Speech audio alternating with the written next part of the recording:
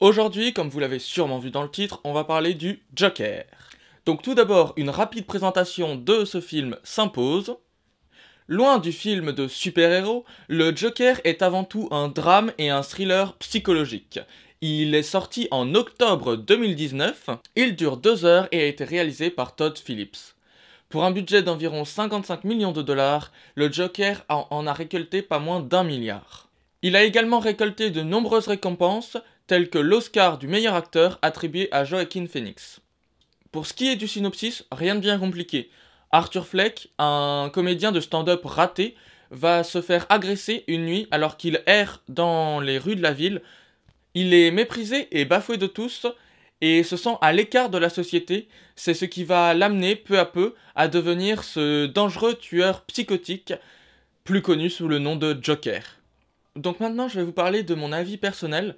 Le Joker est vraiment un très beau film, les images sont magnifiques, et on est pris dans la folie du personnage, dans la psychologie, on rentre dans sa tête, et c'est ce qui est touchant, parce que on voit bien toutes les actions qu'il a fait pour arriver à tuer des personnes de sang-froid. On voit bien l'évolution du personnage, qui au début du film est atteint de maladies mentales, mais essaie quand même de se contrôler, de contrôler ses maladies, et peu à peu, il se lâche complètement, et on sent vraiment ce ras-le-bol qu'il en a de la société et du monde dans lequel il vit. Le Joker est aussi intéressant car il aborde différentes thématiques, telles que les maladies psychologiques, comme je viens d'en parler, mais aussi des problèmes de société, tels que la pauvreté, la lutte des classes. Il décrit une société qui va toujours plus vite, qui va trop vite, et qui laisse derrière elle les gens qui ne peuvent pas suivre, tels que le Joker. Pour la petite anecdote, Joaquin Phoenix a dû perdre 25 kilos pour interpréter le rôle du Joker. Et il dit lui-même que perdre autant de kilos, ça affecte le mental, et ça l'a donc aidé pour interpréter la folie du Joker.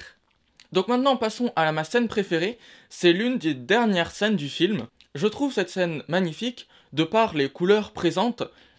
On voit de la fumée, du feu, et la foule qui l'acclame.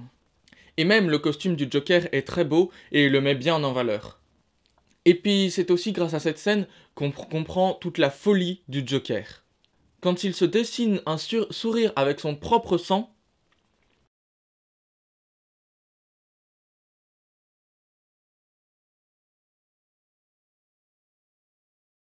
et puis la scène d'après où on le voit dans un hôpital psychiatrique, et c'est même à se demander si tout ça est réel ou pas. Si tout ce que le film nous a montré est réel ou si ça ne se passe que dans la tête d'Arthur Fleck. Et puis se demander aussi depuis quand est-ce que ça se passe dans la tête d'Arthur Fleck. Oui, parce que personnellement, je pense que la dernière scène en tout cas n'est clairement pas plausible parce que acclamer un tueur comme ça paraît un peu gros.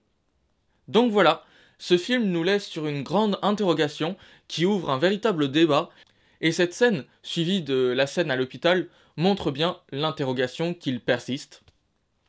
Donc sur ce, je vous laisse, n'hésitez pas à regarder ce film qui est vraiment très intéressant. Et puis si vous voulez voir d'autres présentations de films ou même les courts-métrages que je réalise, n'hésitez pas à vous abonner. Et puis je vous dis à plus pour une nouvelle vidéo.